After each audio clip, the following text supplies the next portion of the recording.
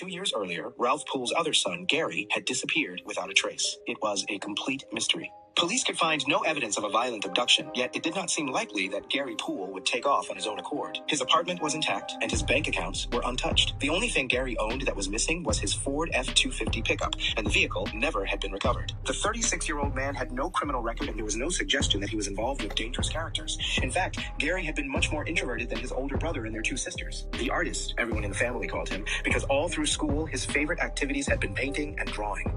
When I did an inventory of his home, I found many artists' notebooks filled with his sketches, and they were amazingly good, Russell Poole recalled. Somehow, that was the hardest moment for me.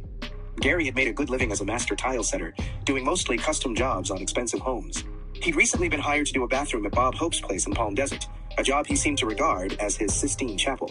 We'd never had any kind of tragedy in our family or anything that was even close to having a family member disappear, Russell Poole recalled. So it hit us all very hard.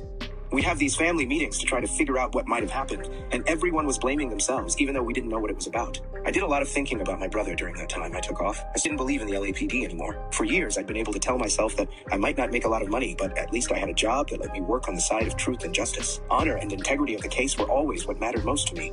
But once I went downtown, I learned that the people who actually ran the department didn't give 2 shits about any of that. To them, it was all about politics.